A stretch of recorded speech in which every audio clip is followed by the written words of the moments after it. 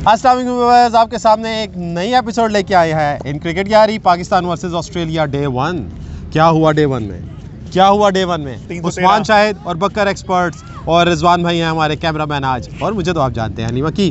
तो क्या बना पाकिस्तान का? सबसे पहले मुझे आज जलने की बड़ी बू आ रही है क्योंकि हमारे एक एक्सपर्ट जिस प्लेयर के खिलाफ बोलते हैं वो स्कोर कर जाता है, लेकिन ये अच्छी बात है क्योंकि आपको पता है वो प्लेयर चलने लग जाता है। तो बात स्टार्ट करते हैं। शुरू हो दूं? हाँ जी, आप ये माइक इधर लगा लें। तो स्टार्ट करते हैं सबसे पहले आपसे। सम अप करें, टॉस जीत के अच्छा फैसला था या बुरा फैसला? अच्छा फैसला था। क्यों? नहीं, स्कोर देख के ना बताएं, मुझे पिच के लिए आ सकता है। पाकिस्तान को पहले बैटिंग ही करनी थी सिडनी में, क्योंकि पाकिस्तान फोर्थ बैटिंग का स्कोर या चेंज नहीं कर सकता। सिडनी में हम जब लास्ट टाइम भी जीते थे तो हमने टारगेट सेट करके जीते थे। वो पाकिस्तान कहीं भी चेंज नहीं कर सकता, वो तो आप छोड़ दें। उसके अलावा सही किया ना फिर। अच्छा, दूसरा आप बताएं कि सेशन बाय सेशन, पहला सेशन में क्या हुआ? अबू बकर साहब आप बताएं। पहले सेशन में यकीन करो यार, मैं तो बहुत परेशान हुआ साइम अयूब और अब्दुल्ला शफीक को देख के। मैंने स्पेशल अलार्म लगाया था मैच देखने के लिए कि साइम अयूब खेलेंगे, देखेंगे। बड़ी हाइप क्रिएट की गई थी मीडिया में साइम अयूब को लेकर। तो कितनी बॉल्स दो बॉल्स के मेहमान साबित हुए दोनों, अब्दुल्ला शफीक और सिर्फ 2 ही बॉलें थी। बस 2 ही बॉल्स थी दोनों के लिए। अच्छा, मैं भी बड़े ना शौक से उठा क्योंकि फ़ैन फॉलोइंग आपको पता है साइम अयूब की बहुत है। अब्दुल्ला शफीक के लिए कभी भी नहीं मैं उठता, तो मैंने 4:25 पे उठ गया मैं। जब मैंने सिर्फ देखा कि यार कौन टॉस जीता है, जब देखा ना पाकिस्तान, साथ ही मैं टीवी ऑन करके बैठ गया। जी लो जी, टीवी ऑन किया, आते ही माशाल्लाह अब्दुल्ला शफीक दूसरी बॉल पे और सेम फोटोकॉपी, और साथ ही साइम अयूब आए। नहीं, लेकिन दोनों में एक डिफरेंस है। जो अब्दुल्ला ने शॉट खेली वो थर्ड क्लास थी, साइम को अच्छी बॉल ये बात करते हैं, वही मैं बता लूंगा। जो अब्दुल्ला शफीक आउट हुए वो कार्बन कॉपी थी पिछले मैच की, ठीक हो गया। 2 दफा आउट हुए हैं, अवे फ्रॉम द बॉडी खेलते हैं। और अभी नई बॉल है यार, आप पहले ओवर 2 ओवर तो निकालें।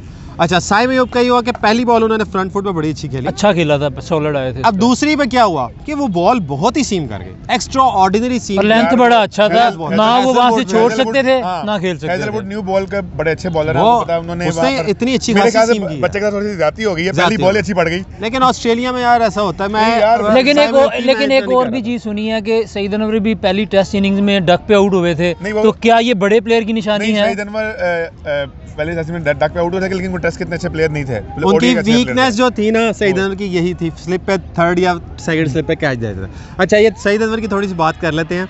जब वो पहली बॉल खेलने आए ना, जब उन्होंने डिफेंड की, मैंने कहा यार प्योर क्लास लग रही है सईद अनवर जैसी, बिल्कुल कॉपी लगता है। अच्छा, मैंने साथ ये सोचा कहीं अभी पीछे स्लिप पे कैच ना हो जाए, और कसम से वही हुआ। और अच्छा, उसके बाद अब आप मुझे बताएं कि तीसरी पार्टनरशिप लगी। पॉजिटिव इंटेंट के साथ बैटिंग की। मुझे लगा था कि बाबर स्कोर कर देंगे, जिस समय वो खेल लेते अच्छा खेले थे।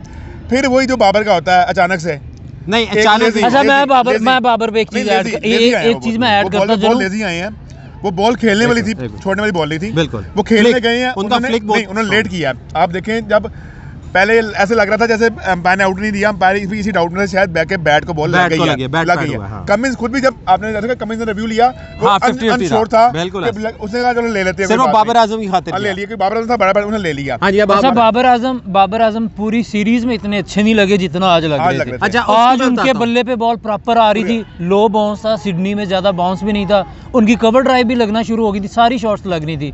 और मैं अभी सिर्फ ना टाइप कर ही रहा था स्टेटस, मैंने कर दिया हुआ था कि बाबर आजम 100 कमिंग। अभी मैं कमिंग लिखने लगा था तो पैट कमिंग्स आ गए, और दोबारा फिर वही हुआ जो हो रहा था। लेकिन आज वो थोड़ा सा बिल्कुल, अगर आप मुझसे पूछें, देखें जो पहले आउट हो रहे थे, आप कह लो कह थे ना, आज वो लेग, अगर आप उस बॉल को देखें ना नेकेड आई से, तो वो आउट नहीं था, अंपायर ने आउट नहीं देना था उसको। वैसे लग रहा था बॉल ज्यादा बाहर निकलेगी, पता नहीं। अब मुझे डाउट है टेक्नोलॉजी पे भी कि उन्होंने किस तरह की क्लिपिंग कर दी है। मामले में थोड़े अनलकी भी हैं कि उनके साथ ऐसा होता नहीं है, वो आउट हो जाते हैं। अब मैं आपको बताता हूँ क्या हुआ। ये कि पिछले काफ़ी आपने इनिंग्स देखी, बाबर आजम बोल्ड हो रहे थे, बैट और पैड के दरमियान में गैप आता था, ठीक है। आज मैं आपको बताने लगा एक टेक्निक उन्होंने जो चेंज की, आज किसी कमेंटेटर ने नहीं देखी अभी तक। उसमें यह हुआ कि उन्होंने पिछली इनिंग में, जो पिछले मैच की आखिरी इनिंग में थी, वो बैट और पैड को उन्होंने मिलाया, ठीक है, गैप कम किया। फिर भी एक मिनट, नहीं, मैं पिछली इनिंग की बात बता रहा हूँ जिस पे उन्होंने कुछ स्कोर किया, लेकिन उसमें भी क्या हुआ कि एक लेजी शॉट आई और बोल्ड हो गए। अच्छा, इस दफ़ा उन्होंने गार्ड चेंज किया। आपको पता है कि उनका गार्ड होता है बिल्कुल लेग स्टंप का पहला। इस दफ़ा उन्होंने मिडिल एंड ऑफ के दरमियान में गार्ड लिया हुआ था। उसकी वजह हुई है कि वो प्रॉपर खेलने लगे। ये चीज़ हैजलवुड और कमिंस को नज़र आती है, हमारे बॉलर होते हैं उन्हें नज़र ना आती। अच्छा, वो कवर ड्राइव भी मारने लग गए, फ्लिक भी मारने लग गए, प्योर क्लास नज़र आई यार। ड्राइव जो 3 शॉट्स उन्होंने खेली ना, बहुत आउटस्टैंडिंग है। क्यों? वो उनको लेंथ आने लगी, बिल्कुल आगे निकल के मारने लगे, कंफर्टेबल लग रहे थे, उनकी उसमें आ गई ना। ये चीज़ देखी आपके हैजलवुड ने, कमिंस ने भी देख ली, आपस में डिस्कशन हुई। उसके बाद बाबर आजम को कोई आउट स्विंगर नहीं पड़ा 3 चौकों के बाद, सारे इन स्विंगर, और जिस पे आउट हुए वो इन स्विंगर पे आउट। इसके बाद रिजवान को इन स्विंगर पड़ा, वो लकी थे, उनका इनसाइड एज लग गया, वरना सेम बॉल पड़ी है रिजवान को। बाबर को उन्होंने रीड किया, ठीक है। आगे आते हैं जी साउथ शकील और कैप्टन साहब पे आते हैं जरा। पहले साउथ शकील करते हैं, क्या उन्होंने बोली? थर्ड क्लास शॉट खेली उन्होंने, मतलब उनको समझ नहीं आई बॉल की, मुझे समझ नहीं आ रही। एक बंदा जो फास्टर 2000 रन पाकिस्तान का होने वाला था, वो ऑस्ट्रेलिया जाता है और वहाँ पर से समझ नहीं आ रही तो यार वो हो भी जाता अगर ऑस्ट्रेलिया ना जाता, यही सीरीज श्रीलंका पाकिस्तान में होती तो वो हो जाता। अच्छा, साउथ शकील का मैं आपको थोड़ा बताता हूँ कि 5-6 बॉलें पहले ना उसके सीने पे लगी थी बॉल, और उसके बाद बहुत दर्द हुई है। जो फिजियो ने उसे हाथ मतलब एकदम उनकी ना चीख निकलने लगी, वो एकदम साइकी इफेक्ट जो होता है ना, वो उन पे आ गया। लेकिन बात ये कि आउट उसी तरह हुआ जैसा होते हैं, वो तो बॉल्स पे स्ट्रगल करते हैं, वो उनकी वीकनेस है, वही है। आपका फेवरेट क्वेश्चन आपसे पूछते हैं, शान मसूद जो आपके फेवरेट हैं, क्या बोंगी मारते हैं, क्या चुस मारते हैं कि 30-40 अच्छा स्कोर करके उसके बाद आउट हुए थे? अच्छा, जो हमेशा मैं आपको शान मसूद का भी वही है, जब वो बैटिंग कर रहे थे ना, मुझे लग रहा था कि बस अभी गए, इतना अच्छा स्टार्ट लेते हैं, अच्छे लग रहे होते हैं कि यार ये तो आउट ही नहीं होंगे। अचानक से कोई ऐसी शॉट और बोंगी मारेंगे, खुद ही विकेट दे जाएंगे। यार 9 बॉल पे आउट हुआ है, फिर बच गया, फिर दोबारा पूरा सेट होने के बाद अपनी विकेट थ्रो कर जाते हैं शान मसूद, ये मुझे उसकी समझ नहीं आ रही। अच्छा, शुक्र है आपको समझ आ गई। जब वो कप्तान बने थे उससे पहले ही मैं चीख के बताता रहा कि भाई 30-40 का वो प्लेयर है, 30-40 करता है, वो समझता है मैंने 400 कर लिया के वास्ते। आप थोड़ा सा इंटेंट लिटरली मुझे ऐसे लगा जब वो दोबारा रिप्ले हुआ ना, मुझे लगा शायद वो 9 बॉल दिखाने के 9 बॉल हुई है, लेकिन वो आउट हो गया। मैंने मार्श ने ही आउट किया 9 बॉल पे, फिर मार्श ने आउट किया और फिर उसने कोई सेलिब्रेशन नहीं दिखाई और उसके बाद कहा हाँ जी हुंदस। अच्छा, शान मसूद का ही मैं ऐड करता, शान मसूद जो है ना, मुझे लग रहा है कि थोड़ा ओवर अग्रेसिव होने के चक्कर में इतनी तेज नहीं खेलनी, आपको बेस बॉल नहीं खेलना, वो अप्रोच फ्लैट विकेट्स पे चलती है, अच्छी पिचेस में नहीं चलती। अच्छा, इससे थोड़ा इख्तिलाफ है मुझे, थोड़ा सा टाइम लेना चाहिए, थोड़ा इख्तिलाफ है। देखिए, अगर ये चीज होती ना तो वो 10-15 स्कोर में आउट हो गए होते।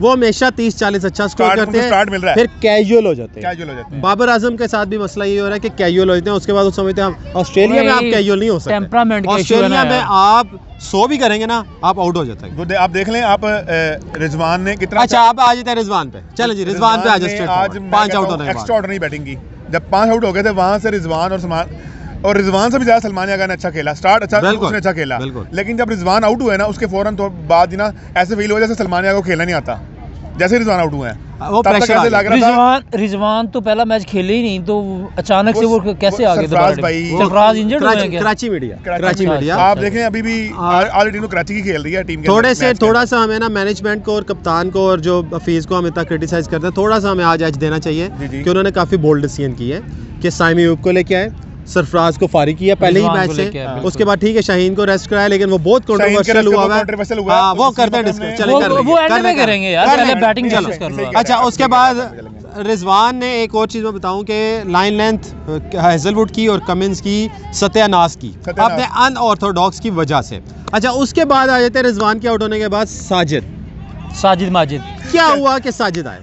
वो मुझे समझ नहीं आई। मुझे समझ आती है, मैं आप लोगों को बताता हूँ क्या हुआ ये कि आमिर जमाल की डोमेस्टिक में कोई 50 नहीं है, ठीक है, साजिद की 100 है और कुछ 50s भी हैं, तो वो डोमेस्टिक को लेके आप वो यहाँ पे बैटिंग कर। अच्छा, एक और चीज भी थी शायद, जो last Pakistan Australia series Pakistan में हुई थी, तो साजिद ने ऑस्ट्रेलियन बॉलर को काफी परेशान किया था। हाँ, बिल्कुल किया। शायद वो भी माइंड में खैर उन्होंने स्कोर भी किया, जैसा कि क्लेम किया जाता है कि आमिर जमाल ऑलराउंडर हैं, तो उनको ही पहले आना चाहिए। प्रूफ भी कर दिया आपको, उन्होंने लास्ट टाइम भी प्रूफ किया था जब हिटिंग की थी, तो फिर उनको साजिद से पहले आना चाहिए। अब इंशाल्लाह आएंगे, वो अच्छे ऑलराउंडर बन रहे हैं। खैर हमारी सारे आउट हो गए, आमिर जमाल ने बहुत ज़बरदस्त इंटेंट दिखाई, उसके बाद एक ओवर ही मिला।